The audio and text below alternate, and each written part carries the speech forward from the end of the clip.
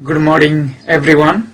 It's me, Arjun Pokhrel, science teacher of Sagarmatha Secondary School. First of all, I would like to welcome all my students in my online class.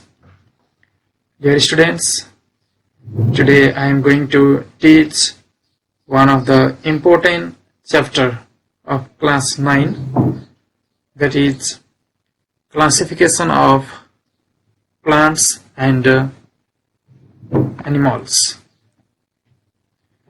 Classification of plants and animals.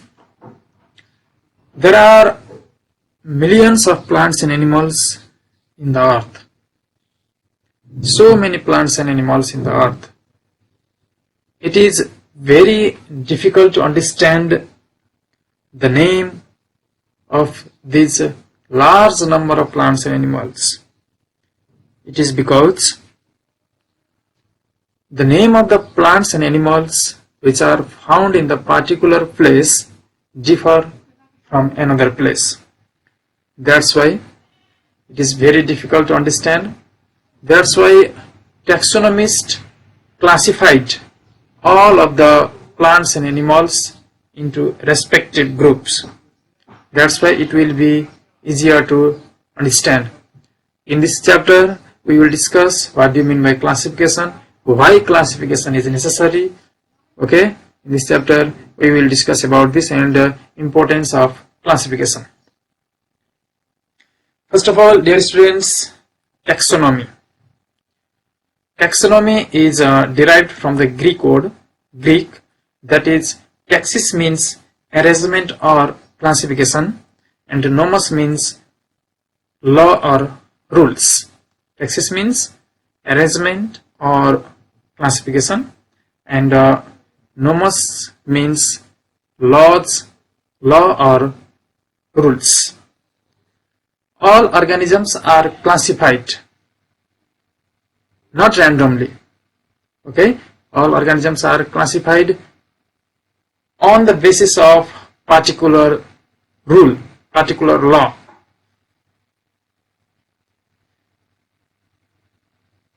It means taxonomy. Taxonomy is the branch of biology that deals with identification, nomenclature, and classification of organism. Taxonomy is branch of biology. There are so many branches of biology: botany, zoology, parasitology, parazoology, theology. There are so many branches of biology. Okay, out of them, taxonomy is also one of the branch of biology that deals with identification, nomenclature, and classification of organism.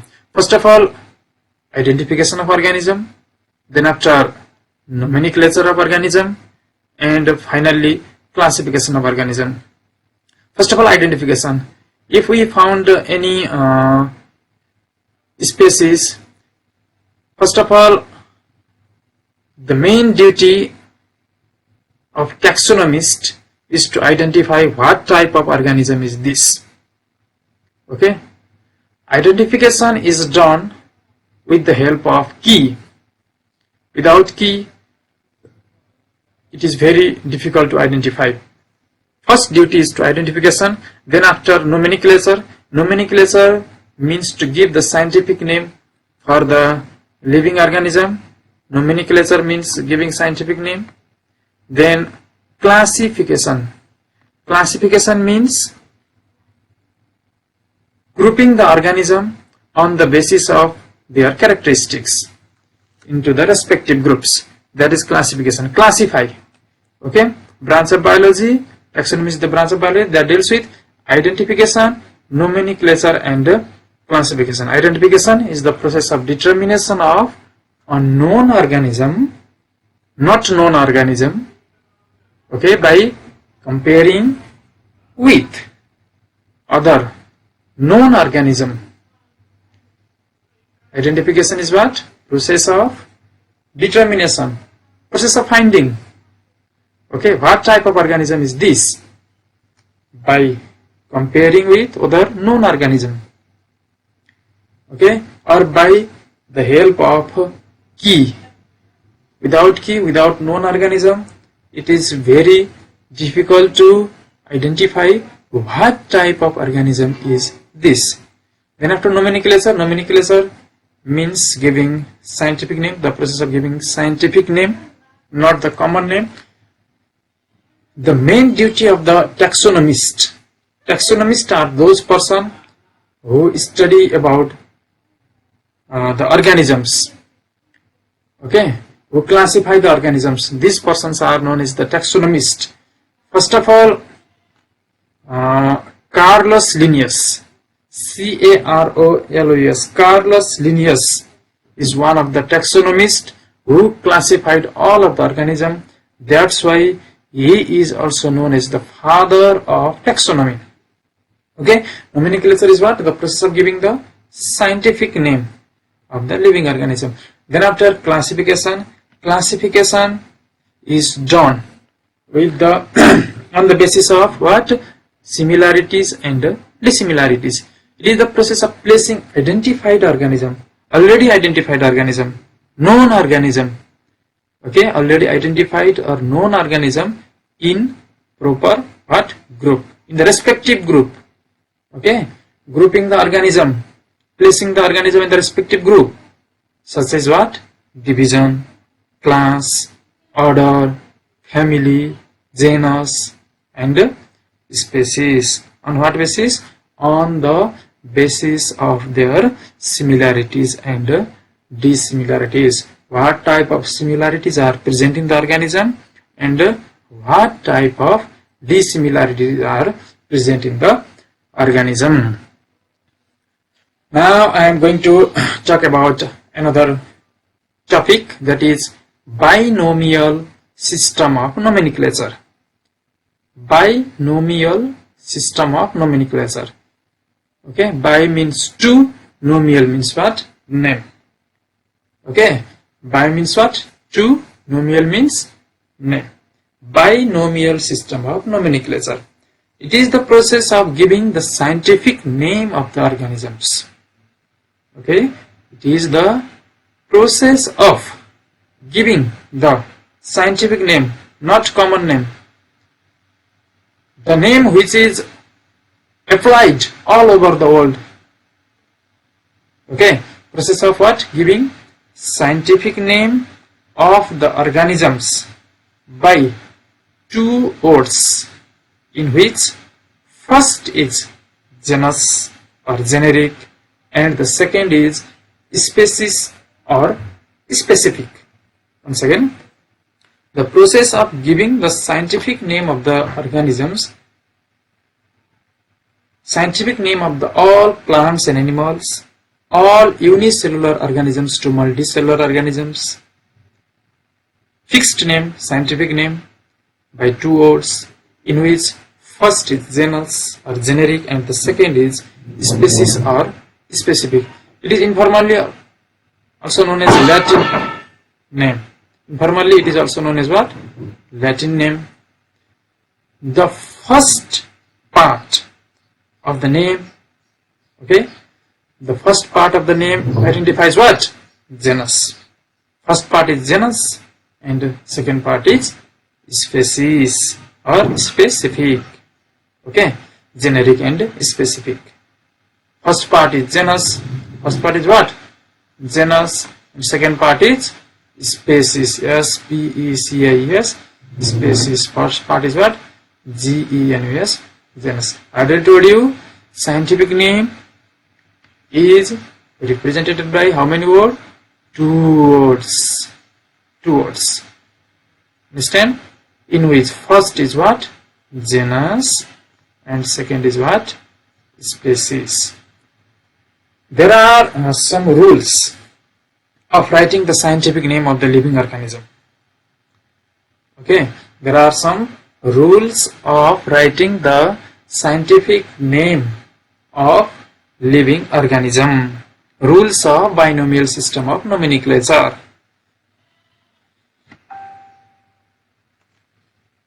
Okay, now dear students, listen carefully. very important topic. I'm discussing about very important topic. There are some important rules that must be followed to keep all binomial names standardized. Okay, without rule, we cannot give the name for the particular animal or the particular plant. Okay, because this system is applied all over the world, and without any rule, we cannot give the name for the particular animal. There must be rule because it helps to maintain uniformity all over the world. Okay, it helps to maintain what?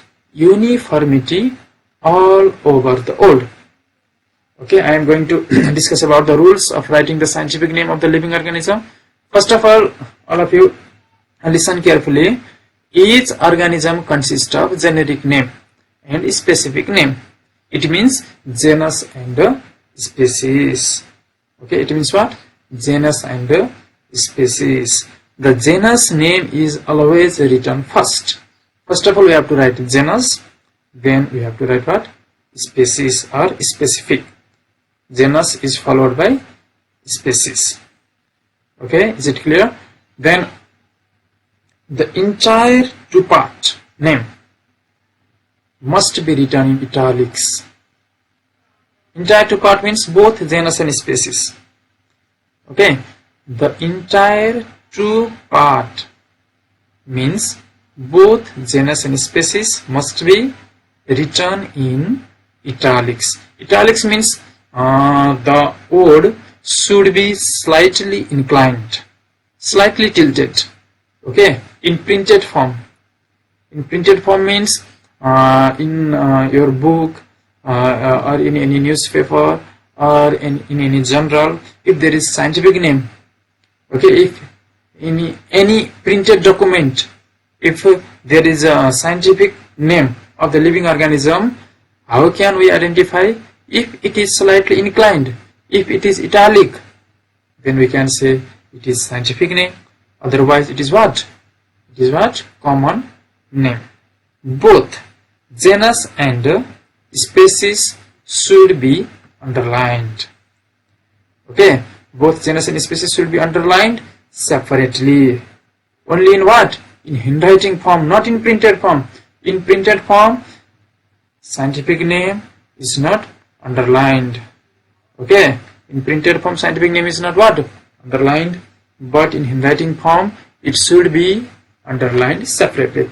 First letter of genus name must be capitalized. First letter should be capital. First letter of only genus, not species. All letter of species should be what? Small letter case. Okay, the species name is never capitalized. Then the scientific name can be taken from any place. Okay, any personality or their use. Okay, for example, one of the species of Nepal, that is Schizothorax nepalensis. This is one of the fish found in the mountain region of Nepal. That is Schizothorax nepalensis. Its species is nepalensis because of Nepal. Another species that is endemic to Nepal, that is what? Epodomus gorkha. Okay, it is found in the Gorkha. Okay, it is taken from what? Place, either place or from personality, person or their use. Here I have mentioned the scientific name of the frog. Scientific name in printed form, Rana tigrina. For example, scientific name of frog, Rana tigrina. Rana and tigrina. Okay, Rana and tigrina. It is what? Slightly inclined. Rana and tigrina.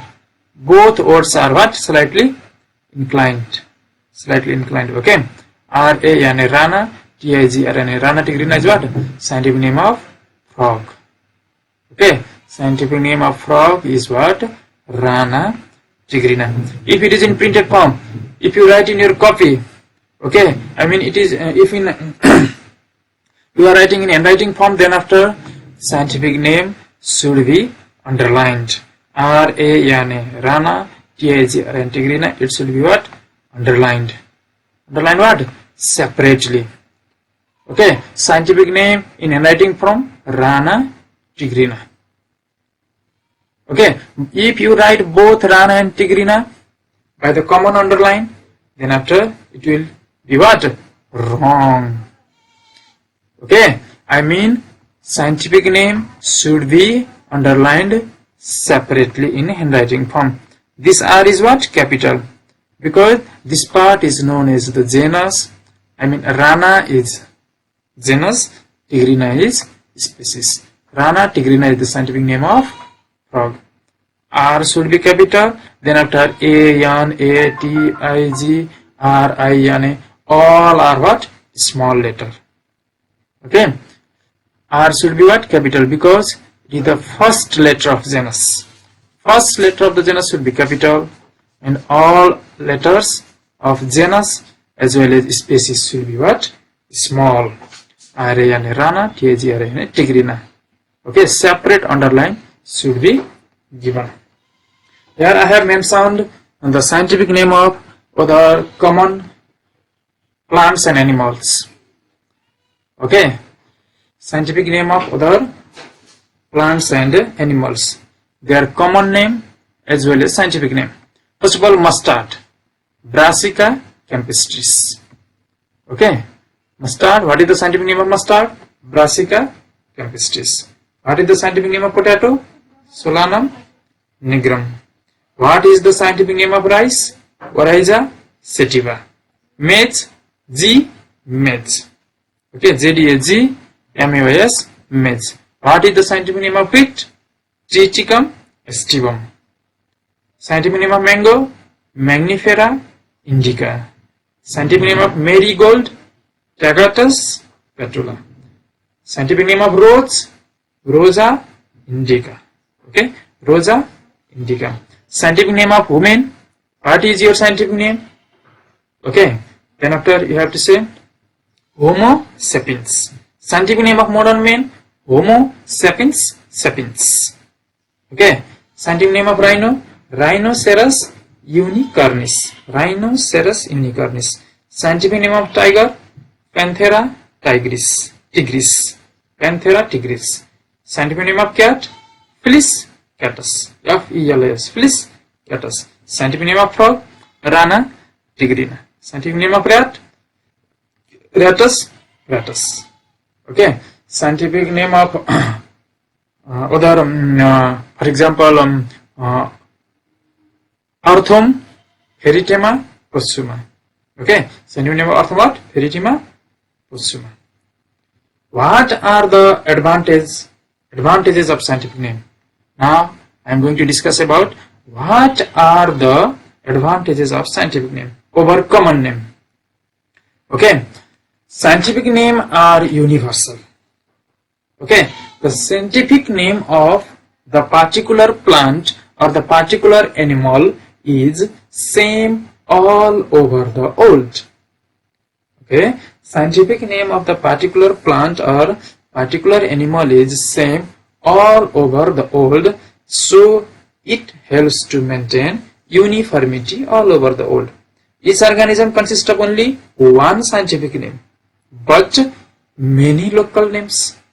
Okay, the name of the particular plant and animal differ from particular place to one place to another place. Okay, the name of the particular plant in Tarai region differ from hilly region of Nepal. Okay, in one district differ from another district. Their local name, but scientific name cannot be changed. Scientific name remain same all over the earth. Okay, scientific name help to provide information about genus, species, family, etc., and it helps to study the living organism easier. Okay, easier and systematic. Easier and systematic.